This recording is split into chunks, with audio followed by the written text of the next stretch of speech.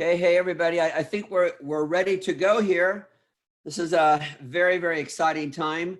My name is Win Claybot, Dean of Paul Mitchell Schools, and I realized a long time ago in my career that I am not the smartest person. And the good news is that I don't have to be the smartest person. I don't have to be the prettiest person or the most talented person. What I do need to do, and obviously what everybody needs to do, is we need to surround ourselves with incredible, brilliant people. That's my brilliance, is I'm really, really good at finding amazing people. Whether or not they have anything to do with Paul Mitchell does not matter to me. Whether or not they have anything to do with the beauty industry does not matter to me. If somebody is incredible, if they have a wonderful message, if they are using their lives, their power, their influence, their name to make a difference on this planet, make a difference in terms of spreading good news, in terms of raising money and awareness for causes, whether or not they're using their power and influence to truly make a huge contribution on their planet, that's what makes me interested in them. And you better believe I'm going to find those people and I'm going to bring them to you. And that's exactly what this time with each other is all about. I came across this amazing man through my very good friend, Eden Sassoon, the daughter of the legendary hairdresser and icon in the beauty industry, Vidal Sassoon. And Eden, we've been friends for, 20 plus years. And one day she contacted me and said, you need to meet this man and you need to get involved in this wonderful organization called the Thirst Project. Now, that was all very interesting to me because up until that point, I didn't really know much about the global water crises. I didn't know that there were communities where women and children spent upwards of 8 hours a day walking for miles to fetch dirty, contaminated water. I didn't know about the thousands of little children that die every single day. I wasn't aware. And again, I don't have to have all the information, but what I need is to be aware. I need to be open, right? I need to be able to attract incredible people that bring that information to my world so that I can properly use my influence. And so I finally got to meet this wonderful man who is the CEO and founder of the Thirst Project, which is the largest youth movement, global water organization, charity on the planet. What these people do just blows my mind. I was at the Costa Mesa School a couple of months ago, and here one of these wonderful, I think you call them roadies, came through that school and did a presentation. Oh my gosh, I'm in the back of the classroom, captivated.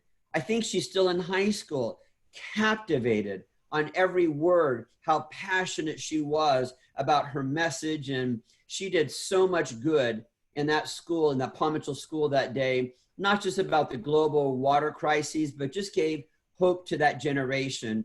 And I know that she was brilliant because of the incredible leadership of this man, Seth Maxwell, who has been named as 30 under 30 by Forbes magazine. His accolades, his awards are phenomenal. But I know that he doesn't really care much about that. And what we truly care about is his message. So let me turn the time over to Seth. And I'll tell you, Seth is going to spend some time with you sharing his message. At the end of that, Seth's going to invite me back to be with all of you. And I'm going to facilitate any questions that you all have for this incredible man, Seth Maxwell. This whole session will take about an hour. If you have any questions, if you'll notice at the bottom of your screen, there's a Q&A box. I invite you to type in your questions under the Q&A box. And when it's time for us to ask those questions, I will visit that box to facilitate asking these questions of Seth. So with that, Seth, I can't thank you enough for being a part of this, for the contribution that you have made so many years for our Paul Mitchell schools. So welcome everybody, Seth Maxwell. Thank you so much, Win. Honestly, I can't thank you enough for having me here today. And I thank all of you who decided to be on today. I know that the world is just absolutely turned on its head right now. And I know that between your own schoolwork and distance learning and your responsibilities at home or with jobs, there are so many other things that you could be doing right now. And so like, I just want you to know, I do not take it for granted that you've chosen to spend some time with me and have me here today. So I've worked with some incredible people and organizations and schools and groups, but I've honestly, truly never met any group quite like the Paul Mitchell Schools family. Like every time I meet a future professional or a school owner or a learning leader, and everybody in the corporate office, everyone I've ever met is so committed to what you do and is so authentic and sincere, truly some of the most amazing humans on the planet. So thank you for letting me be a part of this community in some small way. But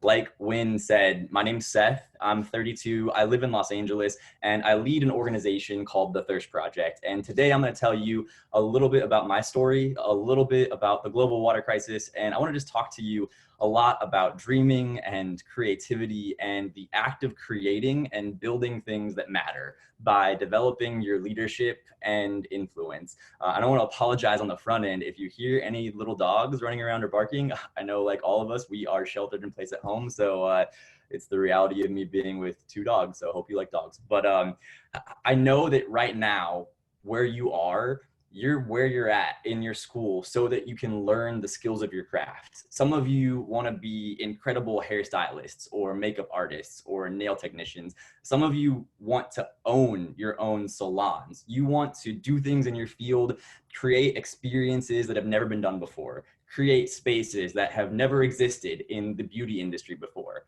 Some of you might want to develop your own products and have your own brand and product lines. And some of you may want to work on celebrities or people of influence. And I would assert that whether you want to own your own business or whether you want to hone your craft and work on individuals and create works of art that your clients literally live their lives in, from their hair to their makeup, in order to do any of that well, you need to consider who you are and develop yourself as a leader and a person of influence. I would consider, like, there are few people in my life who I share more freely and intimately with than the man who does my hair. It's rare that I love a politician, but I do. I love former mayor of Newark, New Jersey, and current New Jersey Senator Cory Booker. And one of my absolute all-time favorite quotes comes from him. And I wish so much that it was a Seth original because I would love to claim it, but I can't. And regardless of how you feel about his political leanings, I feel like it's appropriate for me to kind of open with today and what I was asked to talk to you about this afternoon. And his quote says, "You need to understand that you were born as a magical result of a grand conspiracy of love. You are a person who drinks deeply from wells of freedom that you did not dig. You sit in the shade of trees that you did not plant. And you have a choice. Are you going to grow dumb, fat, and happy on the sacrifices of someone else's struggle? Or will you stand up, metabolize what you have, and move forward? Remember what had to happen, the love and action that had to manifest just so that you could exist. People stormed the beaches of Normandy for you. People scrubbed toilets for you. People immigrated for you. And you're here now. What will you do? The world will try to lull and seduce you into mediocrity. Abraham Lincoln said, "Everyone is born an original, but sadly, most die copies." Don't let the world tell you who you are. Don't accept your existence as it is. Rise. The world you see outside of yourself will only ever be a reflection of what's inside of you. So if you look around and all you ever see are problems and evil, it's because that's what you feel inside of you. Meditate on the daily acts of kindness and love that others do in small ways, and let that impact what you do for the world around you. Never let the world outside of you dim the strength and courage of what you're called to do today. I'll be super honest and confess with you. In mid-March, during the first few weeks of COVID, I was depressed. I was stressed. I felt like my organization, my life was in free fall. But I promise you, the world will not always be this way. And I know that not only because I know that COVID will not last forever, but I know it because of what I know about you and me, us as humans. You see, we as human beings are the only species on the planet that can imagine a world different than the one that we live in and then create that different world. We're the only species on the planet who can bring forth the invisible into the visible. And the role that that powerful act of creation plays in determining the trajectory of our careers, our families, and our lives cannot be overstated. Think about it. Humans imagined what it would be like to fly. We imagined what an apparatus like a hot air balloon or an airplane could be. And then we brought forth that invisible thing we imagined into the visible world. When you sit with a client and they describe how they want their hair or nails or makeup to look, you imagine something that does not yet exist in the visible world on that person until you create it. Today, I want to talk to you about love.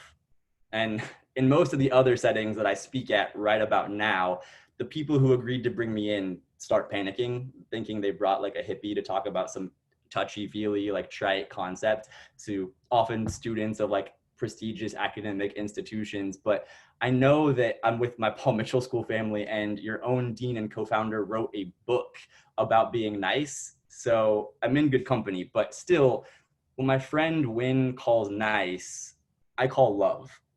So track with me for just a second. I promise you that the world as a whole will not only gain more by your allowing love to be the defining characteristic that you are marked by and known for as a person, as a future professional, as an artist, a hairstylist, a technician, as an employee, as a leader, but I promise you that you personally have everything to gain by you doing so as well. Love is powerful. What I don't mean is love as a feeling or some like ethereal concept. I mean love as an action, love that acts to heal the world, love that acts to decrease how much the world sucks. Because you see, the competitive advantage there is to be gained by relying only on being the smartest person in the room, by only being the most talented, or relying on your skills in strategy or in finance or marketing, are incremental and limited at best in the world we live in today.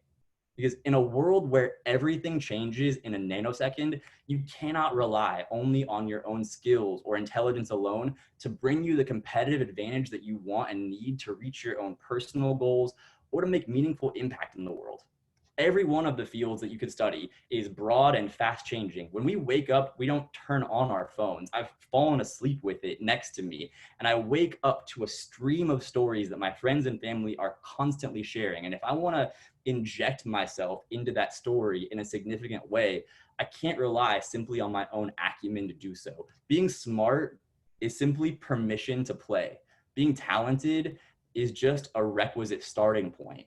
And I promise you, to make the strides you want to make in your own life, in your family, and yes, even and especially in your own career at work, the competitive advantage you'll have by being a person whose every decision is led by and marked by love is light years ahead of any business or marketing strategy you can rely on. Not only that, it is a strategy, the best strategy to healthy and successful relationships and careers. See, right now, today, more than 600 million people on our planet don't have access to basic, safe, clean drinking water. One child under the age of 5 dies every 2 minutes from a waterborne disease. And besides just being big numbers that are hard to imagine, what that really practically means is that every day, women and kids walk for miles from their homes to whatever standing water sources are available to them. Rivers, dirty ponds, swamps, sources that are shared with animals that drink and go to the bathroom in the same water that people drink from. Drinking from these water sources cause people to get sick with easily preventable waterborne diseases. And it means that kids are often unable to go to school and women are often unable to get jobs because of the thousands of hours they have to spend every year just hauling water. I first learned about the water crisis 12 years ago. My friends and I decided to start a club called the Thirst Project to simply raise awareness about this issue on our college campus. We quickly realized that nobody was exclusively activating people our age, young people, around this issue. And so we started the organization. And today, the Thirst Project is the world's largest youth water activism organization. We're a movement of students. Already, we've activated more than 2 million students on thousands of school campuses all over the world to raise awareness of this issue and money to build real projects for people who need it most. In just 10 years, those students raised over $11 million, 100% of which went to building freshwater projects in 13 countries, giving more than 400,000 people safe, clean water for the rest of their lives. All because a bunch of 19-year-olds at the time said, what if? What if we just told this story? We are a group of joyful rebels, and we want to build a rebellion against apathy, against negativity, and very practically against the global water crisis. But we weren't always where we are today. 12 years ago, our organization looked very different. The day before something is a breakthrough, it's a crazy idea. I'm 32 years old today. I run a simple organization that seeks to empower communities to design projects themselves to measurably improve human rights standards like access to education and gender equality. I have never been the CEO of another company. I have never even earned my master's degree.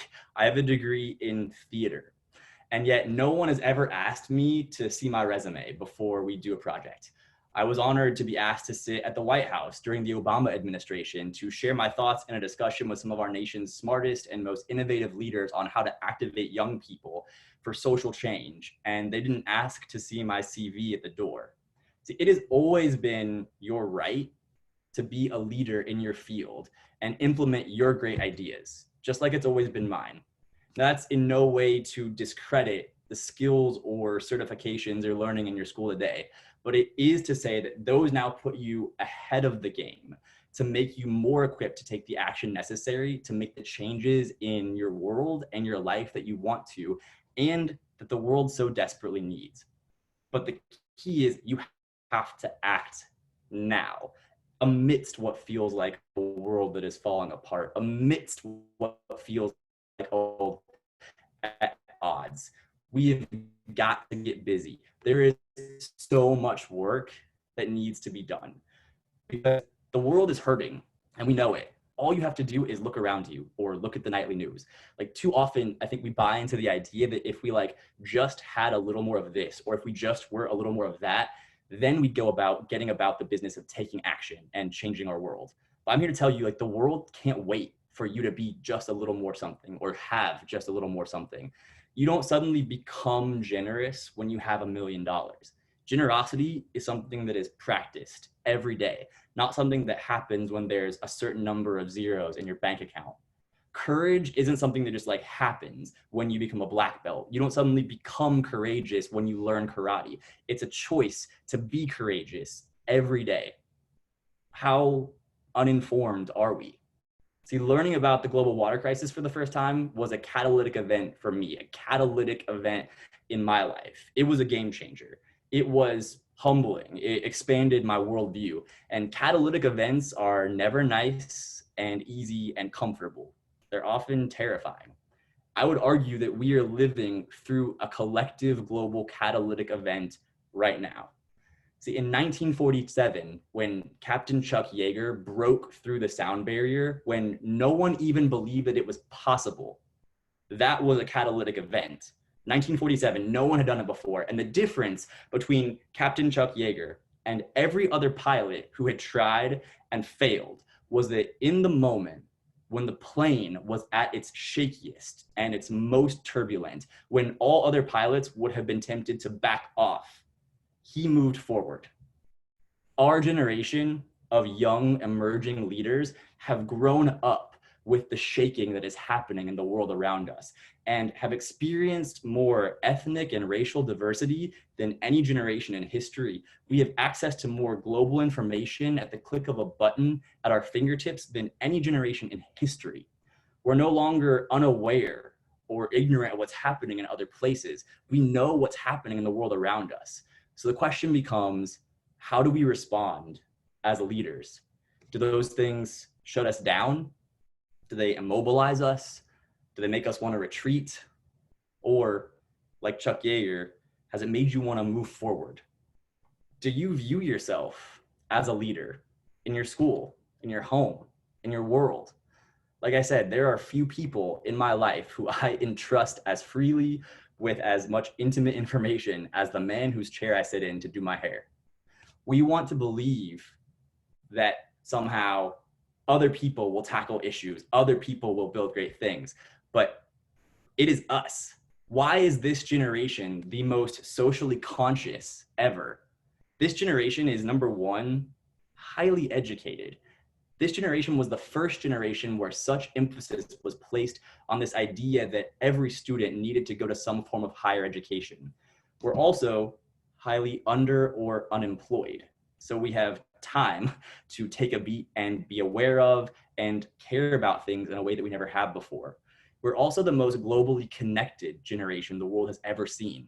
If there was ever a question that we are connected to literally every person in this world around us, COVID shattered any illusion that we're not. We have access to more information and thus more awareness than ever before.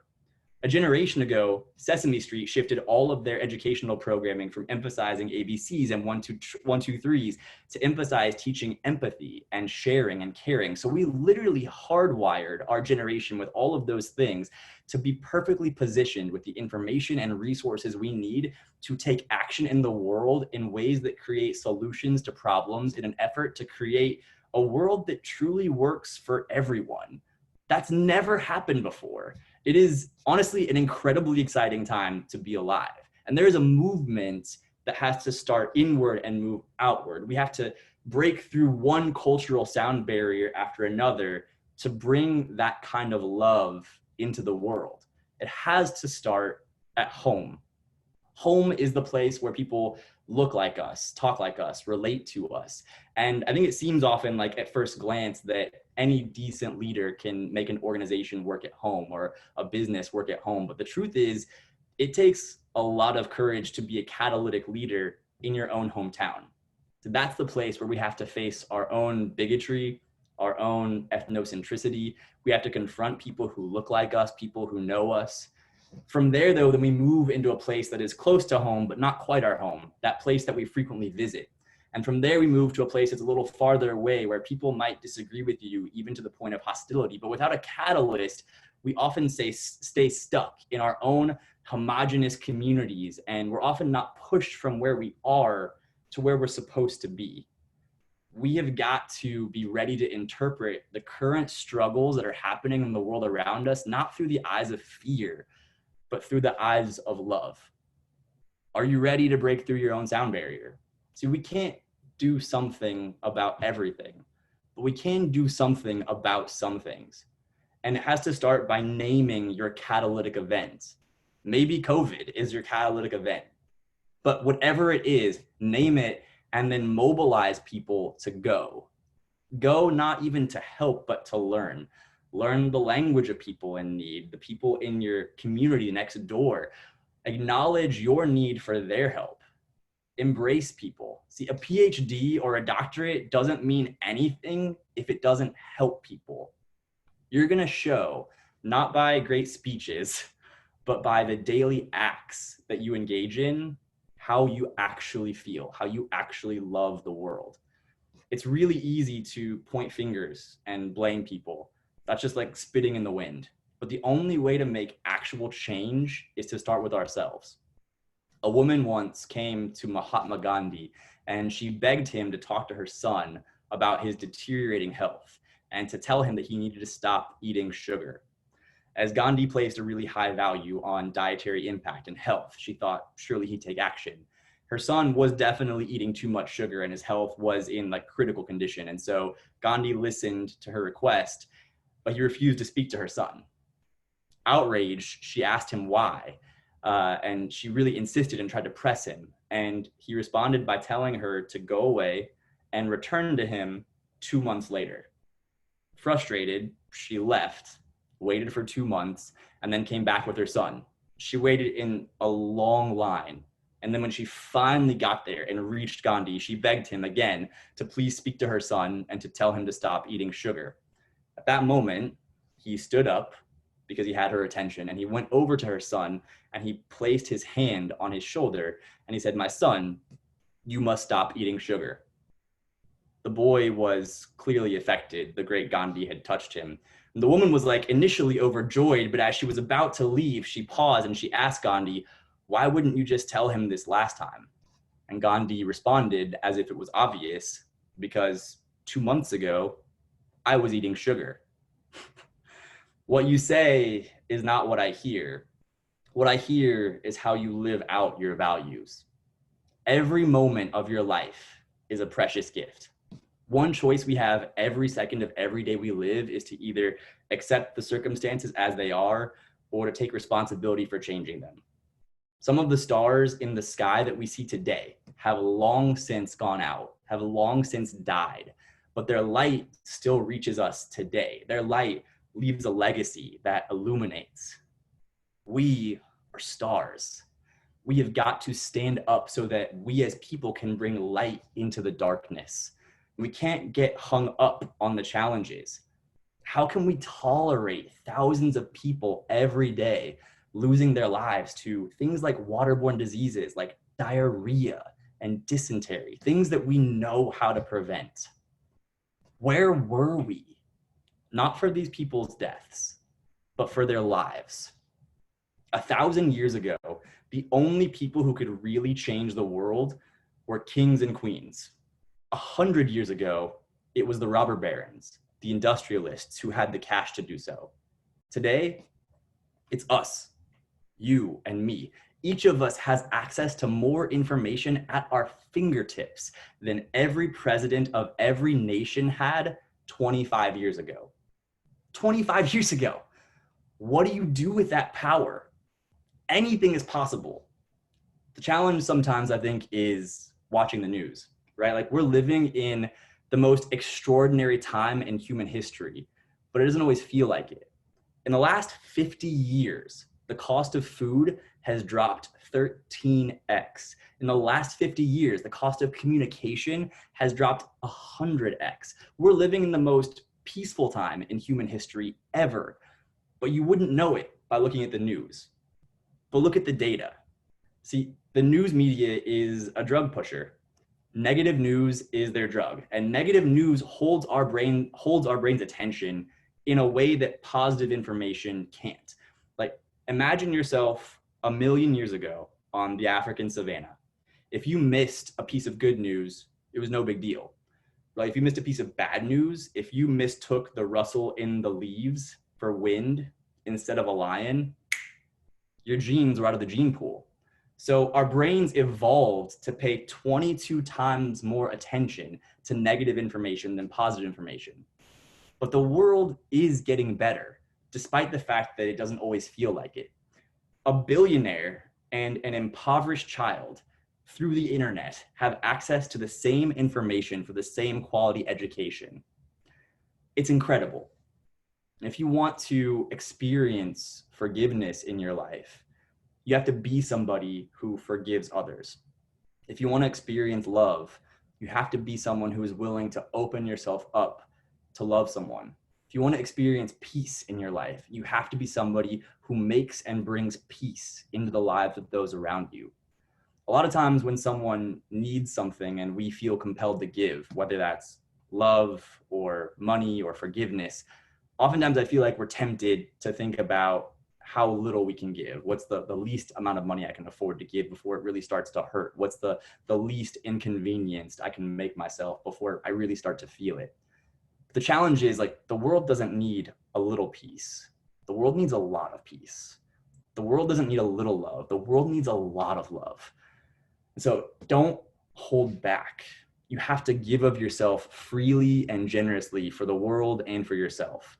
I know that there are a lot of polarizing ideas around the word influence, particularly looking at like modern influencer culture. And some people want so desperately to have influence. And some people detest the idea of what it means to have influence. But I can't overstate how important that role influence places in leadership. It's up to you and me to step into the future that's waiting for us. But sometimes it seems elusive and unknowable. See, like at Thirst Project, we are a hugging culture. We hug. Not so much right now because of COVID, but usually. And once there was a member of my team who had the flu, and he decided that he should not stay home. This particular staffer is one of my favorite people. He has this like childlike joy that is just infectious. It's incredible.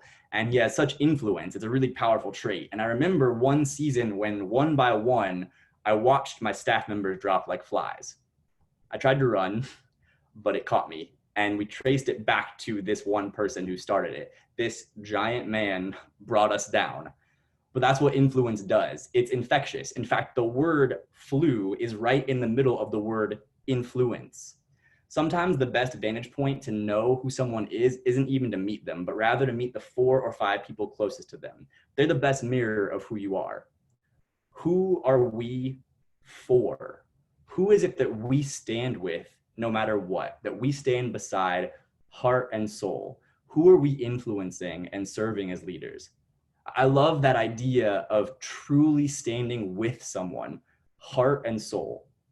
This is an uncommon theme in our culture, to be vulnerable and give up yourself completely to live a life to serve somebody else. In my city, everybody in LA is living a life for their dream, their purpose. And sometimes it can feel like everybody else is just in the way. And it's fascinating to me to live in a culture where when you have a competitive advantage, you choose not to share it with others because you don't want others to win. That's not who we need to be. If we've never experienced what it's like to have someone be for us, to live for and give to us, then sometimes we try to keep that distinct advantage for ourselves. We want to make sure that the advantage is on our side and not our competition. But in leadership, right, command is the lowest level of leadership because command is dependent on authority. People may have to do what you say because of the power you wield over them, but that is never half as powerful as the power of influence. All of us long to know that there is somebody who, even if we succeed or fail, someone who is with us, heart and soul. The struggle in a life of success is that you don't always know who wants you for your success or your fame or what you have, or if they want you for you. I know people who have had tens of millions of dollars and lost it all. And it strikes me that when they were wealthy or successful, you couldn't find room for all of their friends. I hope that you get a meaningful season of poverty, because it is in that environment where you're going to find out who your friends are. You find out who is committed to you or who is committed to what you can do for them. I have often thought, man, I thought they were my friends. I had to step back and realize I was seasonal. I'm the friend that they needed when people need people like me. Don't get mad about it. You've done it to other people too. The question is, who are you with? Heart and soul? Who can speak into your life? Who can wake you up in the middle of the night with a crazy idea? I'm originally from Indianapolis. Do you know how hard it is to be a Colts fan? It's easy to want people to be for you. It's hard to be for other people. It used to be that if you were a Steelers fan, you were a Steelers fan until you died. But what's happened across even sports is that athletes are no longer loyal to their teams. And then owners are no longer loyal to the athletes. So we begin to question if we as fans should be loyal. The fan is supposed to be fanatical, right? But the relationship isn't always reciprocal. We spend our life hoping that someone will be with us, when instead we should focus on what we can control and wake up and ask, who are the people that we can be loyal to?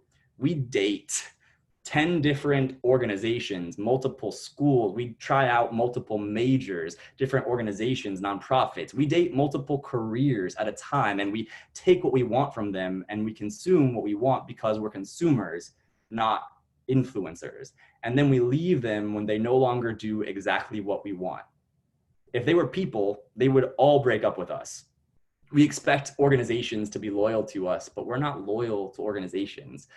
We expect our school to be loyal to us, but we're not loyal to our school. I struggled to figure out when I was learning how to swim as a kid, how to breathe. I couldn't figure it out, but the instructions I was given were wrong.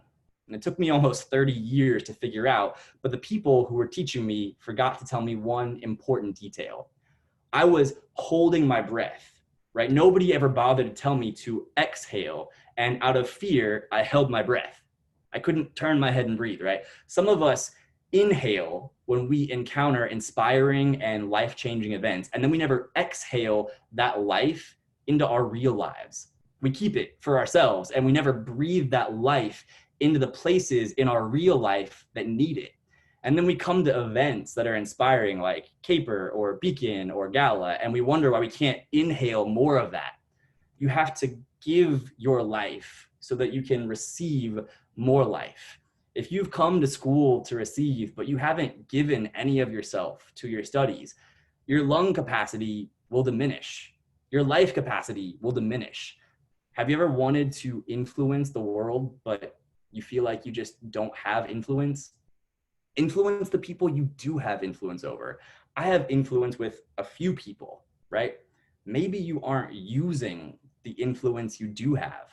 Maybe you need to start influencing the 2 or 3 people you have immediate access to first, so that you can show that you can be trusted with more.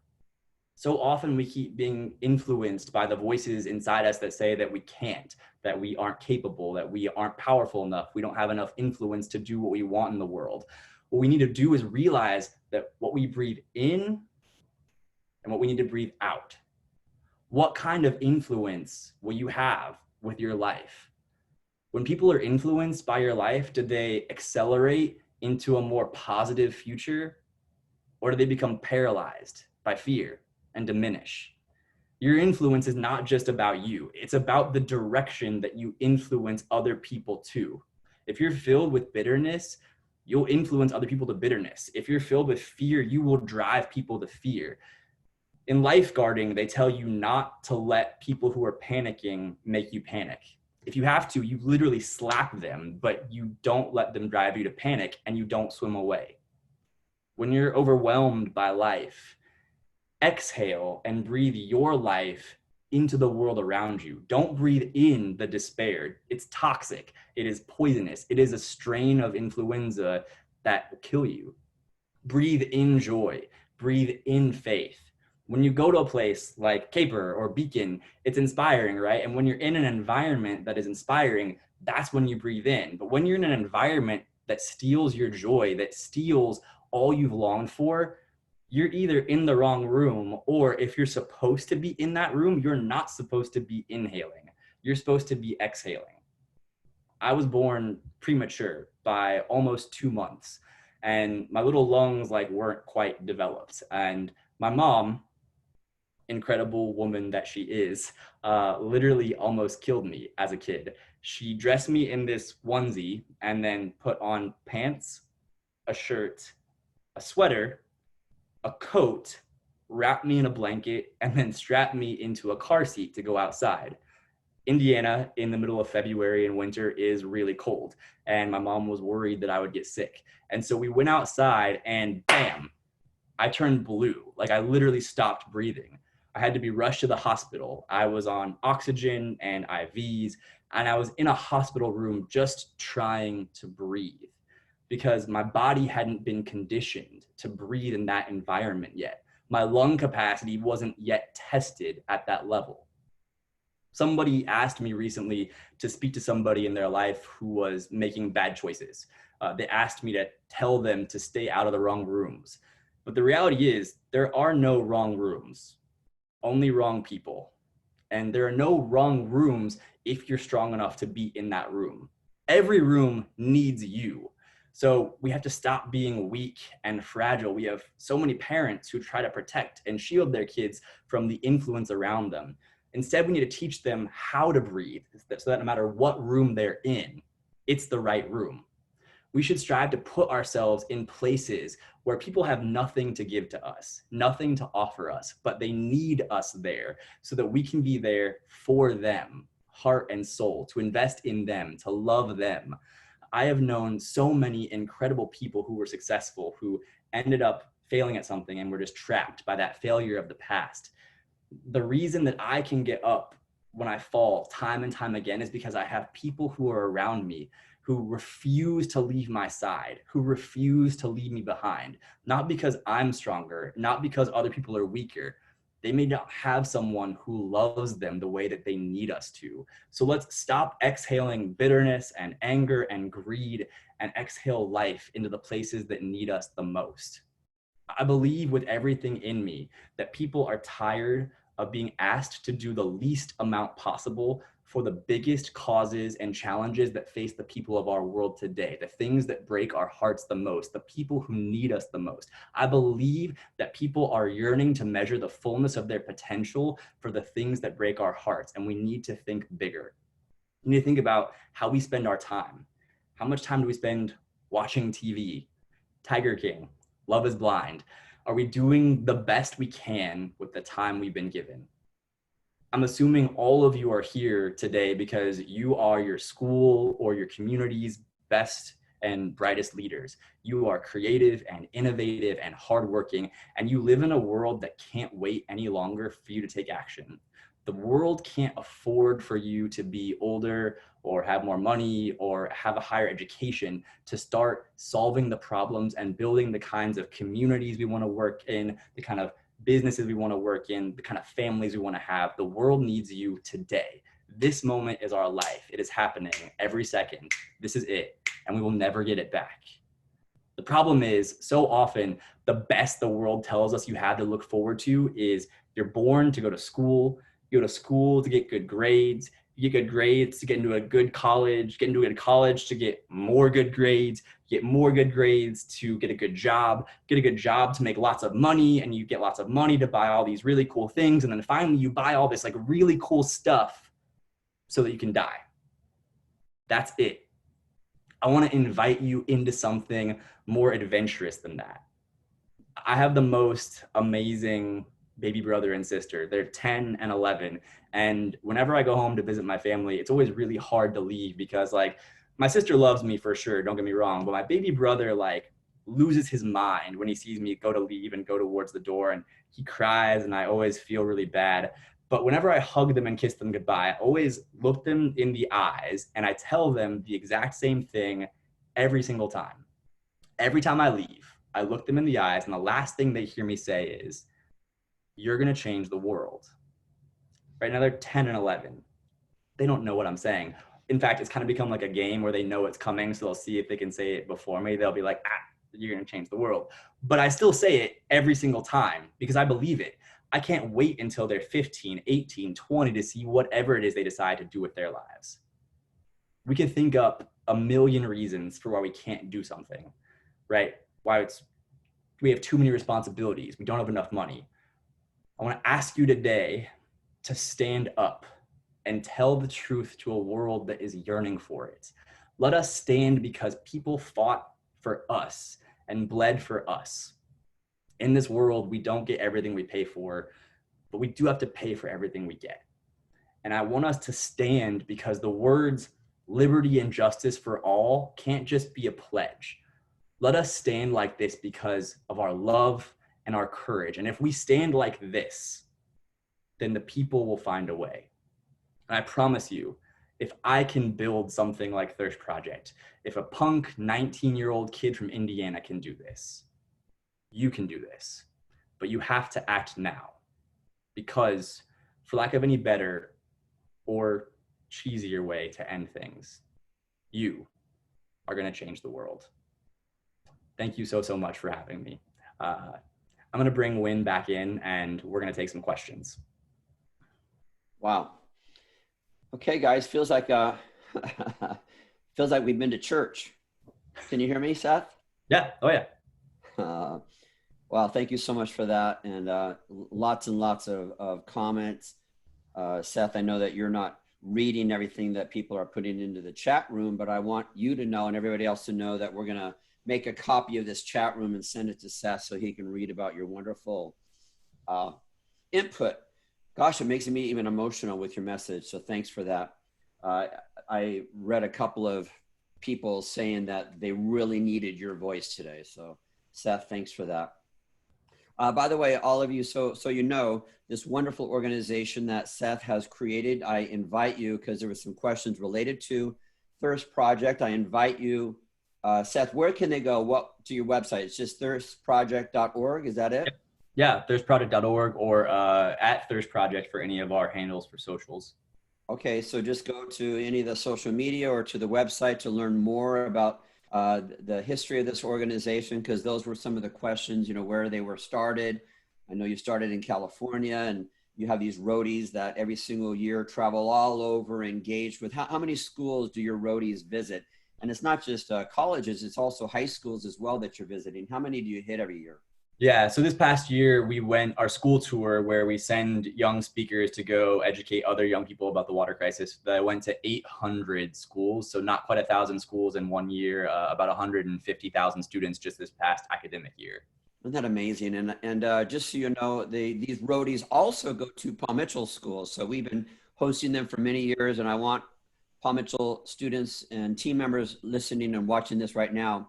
Paul Mitchell schools to date have donated $900,000 to the Thirst Project to provide clean drinking water to thousands of people for the rest of their lives. So, Seth, we're honored to be your partner. And it's because of messages like what you just delivered in just less than 45 minutes is the reason why we're so passionate about this, because it's easy to want to connect and to be a part of somebody who really is making a difference and somebody who is passionate. And, I love the message that you have about, raising your voice and using the influence that you do have. Seth, some questions here. Being just a 19-year-old, and I hear that excuse, and I'm going to call it an excuse. Well, I'm only 19, so what can I do? Or I'm a young girl. I'm Latina. I'm too old. I'm too this. I'm too that. People put their own labels on themselves, and based on the label that they put onto themselves, they hold back, or they don't feel like they can move forward. What advice do you have for people like that? Especially around the idea of being too young to do something. I have found, and look, I think that there's sort of two parts to that answer that are equally important to consider. On the one hand, it is absolutely true that, there are different variables that affect people's lives that put people at different distinct advantages or different starting points than other people. There's no question, right? Like I am a white male. Like there is like no denying that puts me in a place of privilege where there are things that I don't have to either worry about or assume that is not true for other people.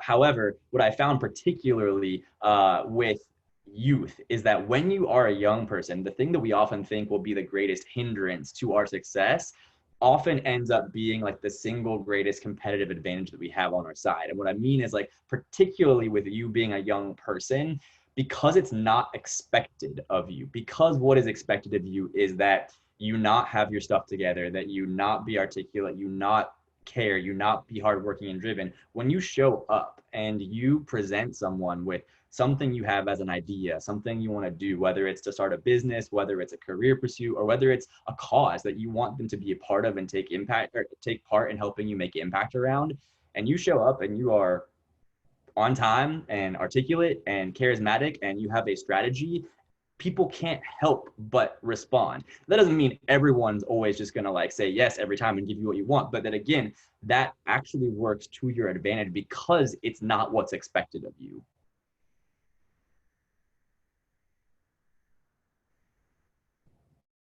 Oh, did we freeze? Can you guys see or hear me? We can hear you. I think Wynn's microphone is off. Okay, cool. I was like, I don't know if it's me. Sorry, guys. Just hold, please. Unmute.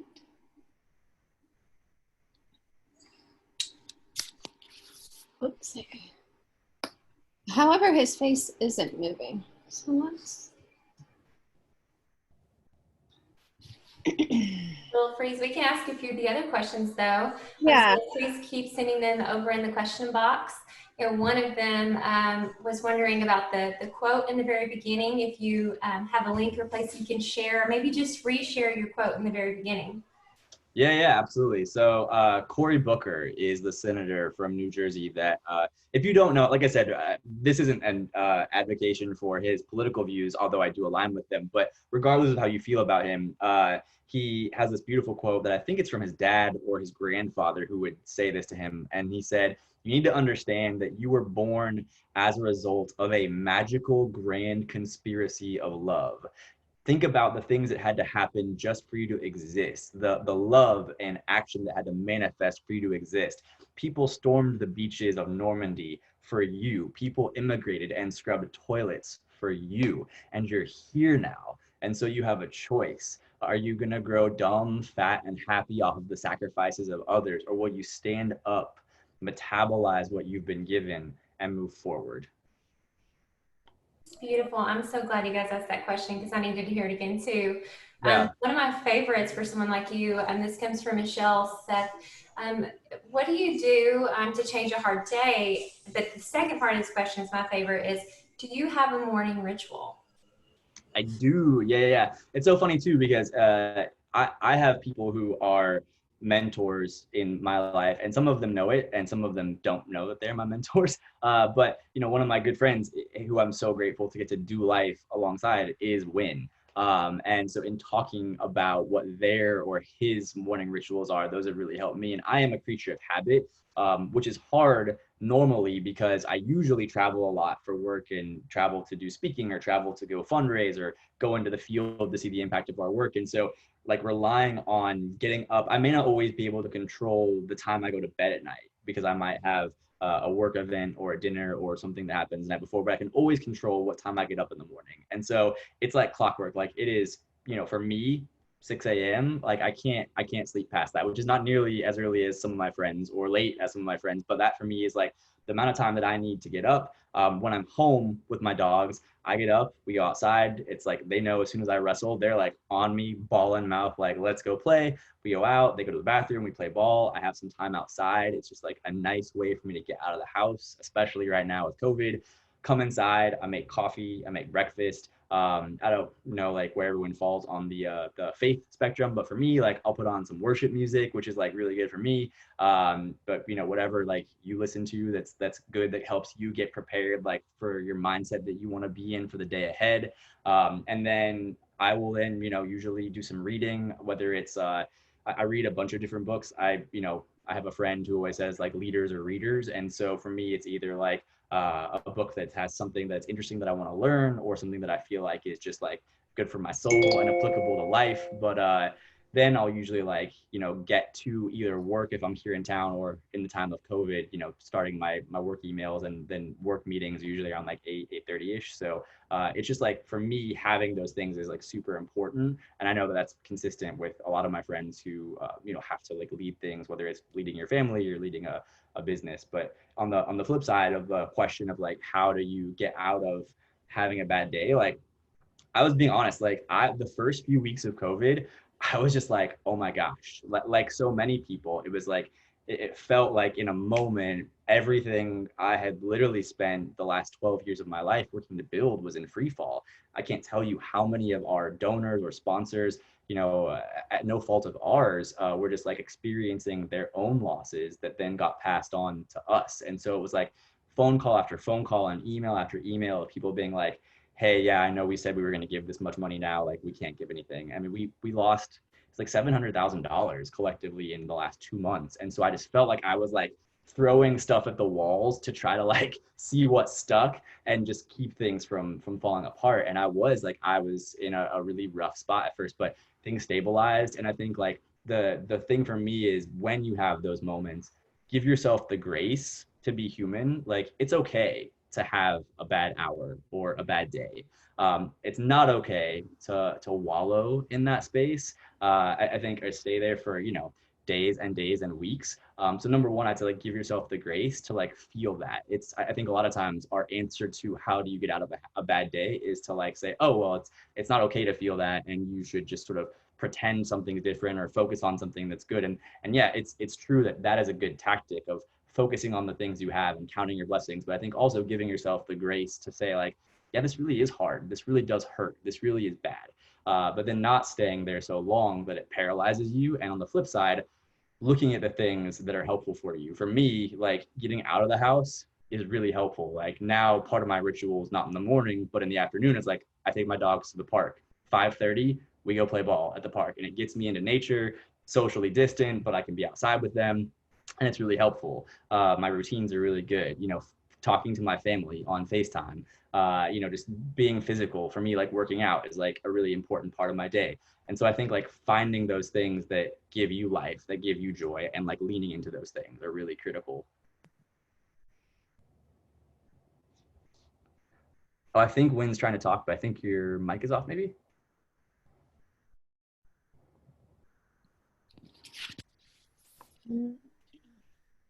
No.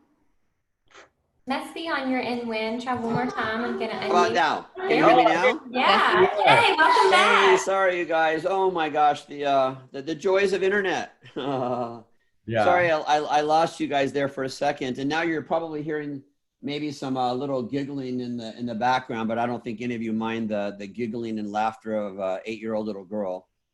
I think that's quite okay while we spend our time here with Seth. And I apologize if you already answered some of these questions that I wanted to ask, but before I got disconnected, I was going to ask you, did you already answer this? Heartbreaking things that you have seen firsthand in these communities where you build clean water wells, and Palm Mitchell schools are $900,000 behind you in making this happen. And then of course the next question is, what's the most inspiring thing that you've seen firsthand?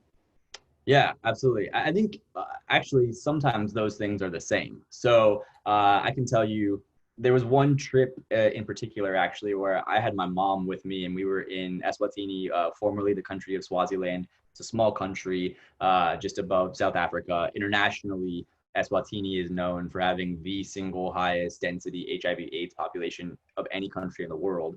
And we were in a community where we had built a water project, and we'd showed up, and it was the sort of official opening of this water project, and there was a lot of celebration.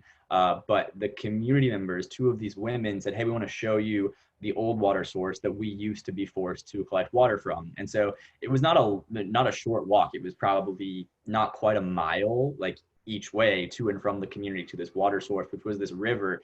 And it was this open, unprotected river that was shared with animals that would drink and defecate in the same water source as the people. And as we walked, I mean, it was like literally 98, 99 degrees. It was so hot, and we had to walk downhill to get to this place. And the two women that were leading us, one of the women had this baby literally like strapped on her back, and this baby could not have been a year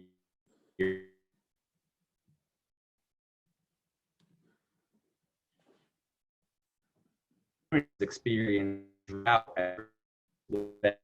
was essentially this dry riverbed. And I mean, I'm not exaggerating, sending cows like in explaining to us to get water. And what we weren't the last time I went to this source before I gave birth, she goes, I literally went into labor on my walk to get water from this water source here with the baby that's on her back that she had like led us from her community, from her village to this source. And we're looking at this little baby, and we're looking at this woman, and like, my gosh, this woman like hauled 88 pounds of water. When you fill one jerry can, which is what people use to collect water with water, 88 pounds of water. And she went into labor in this riverbed, and this woman that was with her had to go get help and get people come to like get her to go into labor and deliver this baby. And it was just like such a crazy experience to imagine. And my mom was like, obviously there, like crying. And what she said was, I know that this is amazing because my daughter will never have to do that now.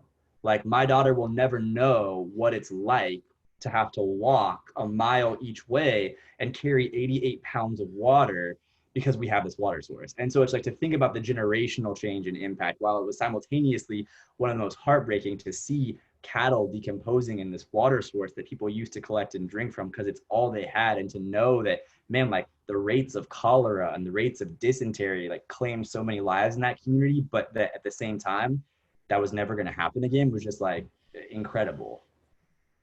Wow. Gosh, I wish we could have more time with you, and I absolutely want to invite you back. because your words are powerful, and you could go on and on. I've been in the audience with major celebrities in the audience, and you're on the stage talking, and they're all chanting "Seth for president." So you're making a difference. I'm grateful to call you a friend. Seth and I text each other on a regular basis to provide that love and support for each other. And you know, he talks about the importance of having those people in your life, but also being that type of a person for other people. So Seth, thank you so much for being that person to me. Oh my gosh, I think you were frozen when I said it, but like I will never be able to repay all that you are in my life and the Paul Mitchell School community and family. And so thank you guys so much for who you are in my world and the world of Thirst Project and everything we get to do together. So I promise we don't take it for granted. So love you guys. Well, I know you would get a standing ovation right now, but the best thing that we can all do right now to show our love and appreciation to Seth for this wonderful presentation is that we go out and we take action. Cool that he moved you today. Okay, now take action. We all have something to do. So thanks everybody. And thank you to you, Seth. I love and appreciate you. Love you guys. Bye everybody.